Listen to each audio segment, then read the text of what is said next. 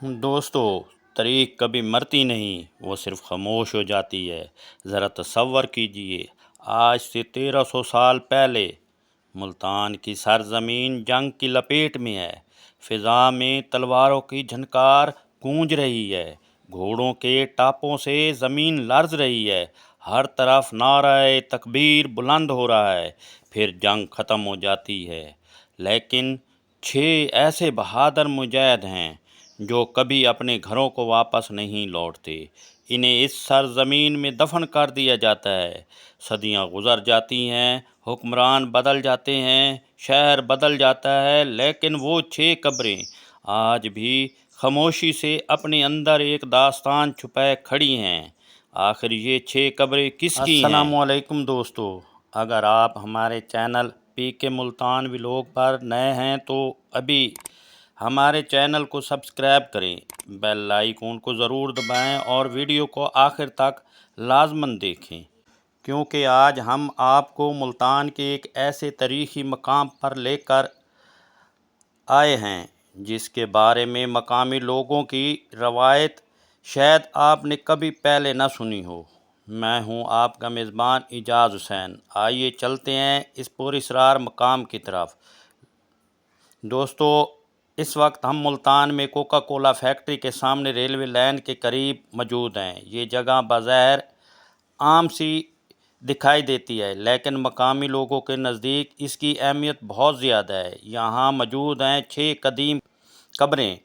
علاقے کے بزرگوں کے مطابق یہ عام قبریں نہیں بلکہ ان بہادر عرب مجاہدین کی آخر آرام گاہیں ہیں جو محمد بن قاسم کے لشکر کے ساتھ ملتان آئے تھے۔ روایت کے مطابق جب ملتان کی فتح کے لیے جنگ ہوئی تو ان 6 مجاہدین نے اس میدان میں اپنی جانیں قربان کر دیں۔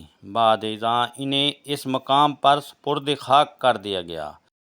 دوستو، ذرا ان قبروں کو غور سے دیکھیے۔ وقت نے ان کی اینٹیں پرانی کر دیں، بارشوں اور دھوپ نے ان کے کتبے مٹا دیے، لیکن ان کی خاموشی آج بھی ایک داستان سناتی محسوس ہوتی ہے۔ مقامی روایت کے مطابق ان قبروں میں سے ایک قبر حضرت اسامہ بن نہال، شاہ بن عبداللہ، زین بن رحمان کی ہے، جن کے بارے میں کہا جاتا ہے کہ محمد بن قاسم کے لشکر کے ساتھ ملتان آئے اور اس جنگ میں شہید ہوئے۔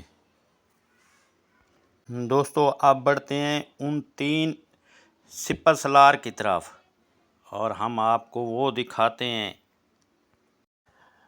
باقی 3 قبروں کے بارے میں بھی یہی روایت بیان کی جاتی ہے کہ وہ ان کے ساتھی مجاہدین ہیں، اگرچہ وقت گزرنے کے ساتھ ان کے نام محفوظ نہ رہ سکے۔ ذرا سوچیں، وہ بھی کسی کے بیٹے ہوں گے، کسی کے بھائی ہوں گے، کسی ماں نے انہیں رخصت کرتے وقت دعا دی ہوگی، لیکن شاید کسی نے یہ نہ سوچا ہوگا کہ ان کی آخری آرام گاہ اپنے وطن سے ہزاروں میل دور ملتان کی مٹی بنے گی۔ آج ان کے نام شاید کتابوں میں نمایاں نہ ہوں، لیکن مقامی لوگوں کے دلوں میں ان کا احترام آج بھی زندہ ہے۔ اس لیے لوگ یہاں آ کر فاتحہ پڑھتے ہیں اور ان کے لیے دعا کرتے ہیں۔